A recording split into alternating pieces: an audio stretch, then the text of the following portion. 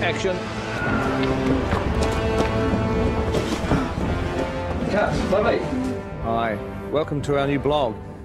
This time, we thought we'd talk a little bit about 3D. Get a good look at your opening shot. Yeah, okay, there you go. Just arm in a little closer. Just watch your back. Hi, I'm Angus. Welcome to the world of 3D.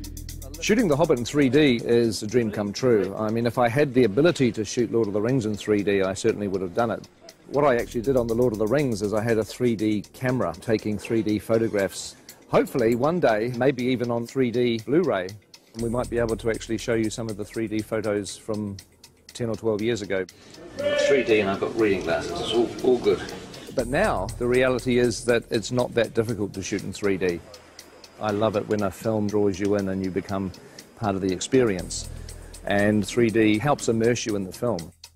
The essence of our camera system is a camera called the Red Epic. Really, it's this thing that enables us to shoot 3D on The Hobbit. But of course, to shoot 3D, you actually need two cameras. The problem that we have in the cinema world is that the lenses that we use are so large that we cannot get an interocular similar to a human's, which is the separation between your eyes. For us to get the two cameras as close together as possible, they have to shoot into a mirror.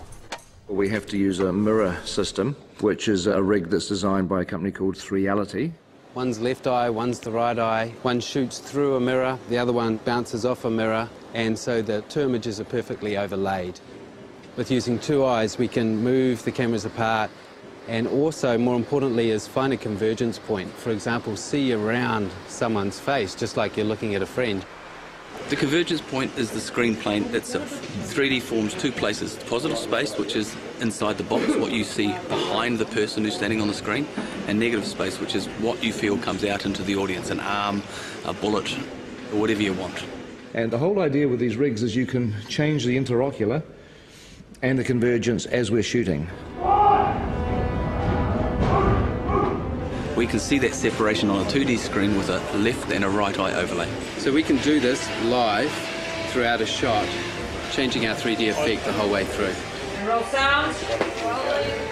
We're watching the movie in 3D as we make it. That looks so good. You almost feel like you're in it. A lot of people have an image of 3D being big and cumbersome, and that's true. But we've got a lot of different rigs that we've built for different purposes. It's actually easier in this weird 3D world to have different camera systems for different uses. So this is a camera that we built to go on a crane that can move around and it never comes off the crane. This is the TS5 in a handheld mode.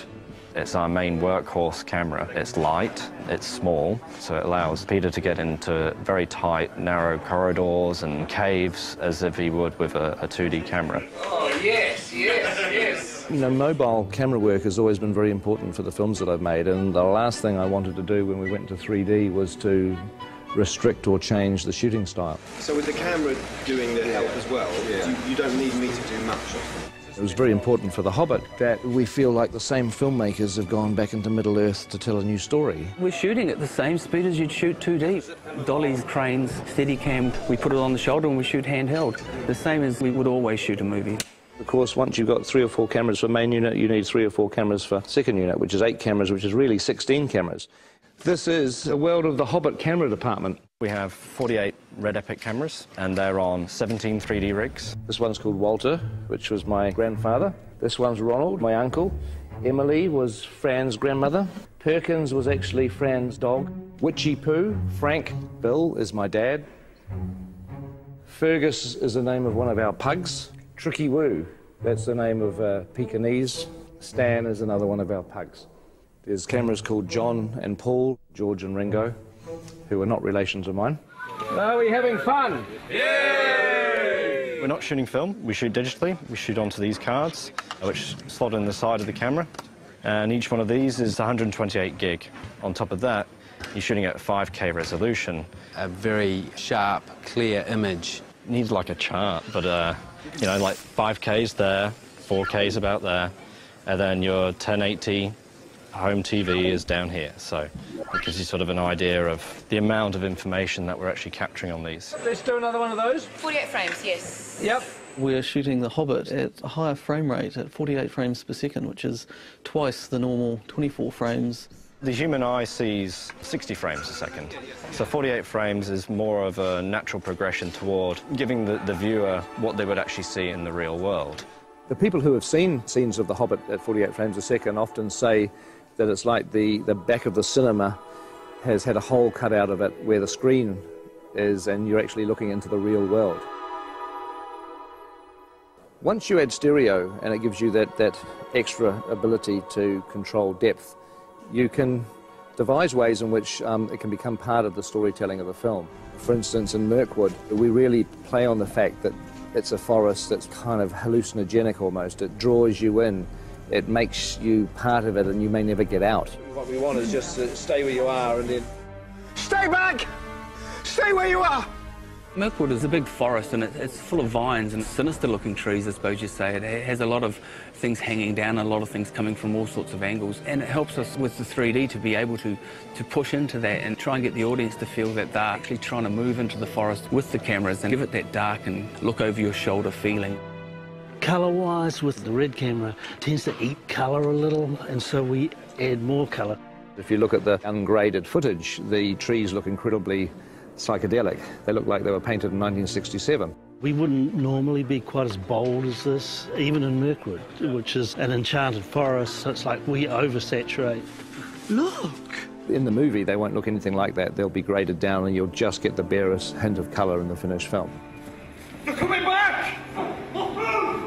3D 48 frames is pretty unforgiving, and we have to change our whole way to go about coloring these things, because what we found out in early tests that if there wasn't enough red in these pieces, they would punch up yellow and react differently than normal skin with blood running through it. So here's an example. This is Graham McTavish as Wallen, and we've had to add a lot of red tones to his makeup. So if you notice, if you stick your hand up next to your face, how incredibly pale this man is right now.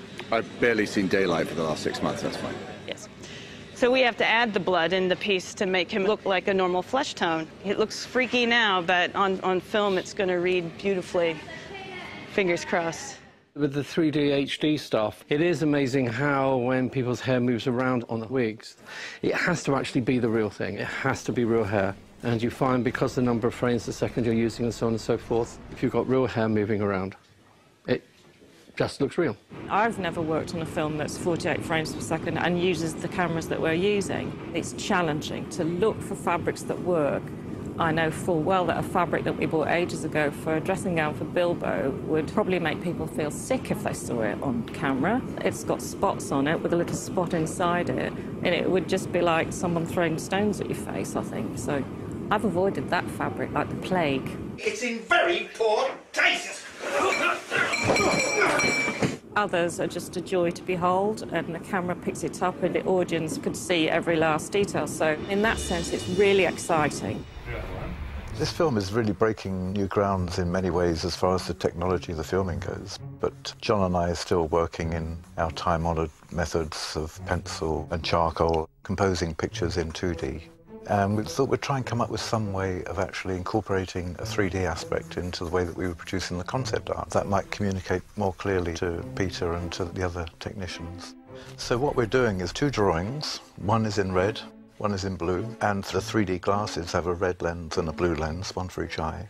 Don't go too heavy on it. This is probably the first serious cinema production where the actual concept art has been done in 3D.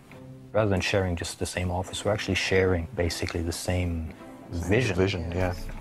There's been a bit of a tendency for me to take on the blue, and obviously, you know, sitting on the right-hand side of the picture, it's easier to actually get your head around the left side.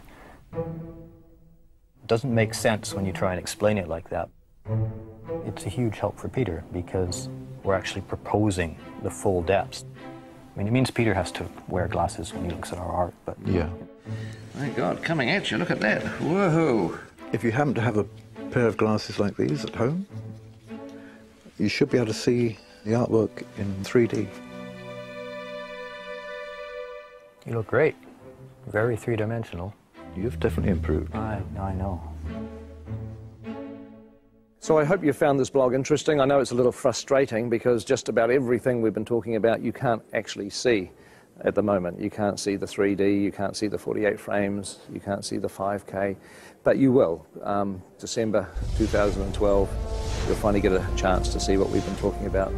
Anyway, I've got to get back to set. It looks like they're almost ready for me down there. We're actually shooting today, as you can see, in a pine forest, but it's not really a pine forest.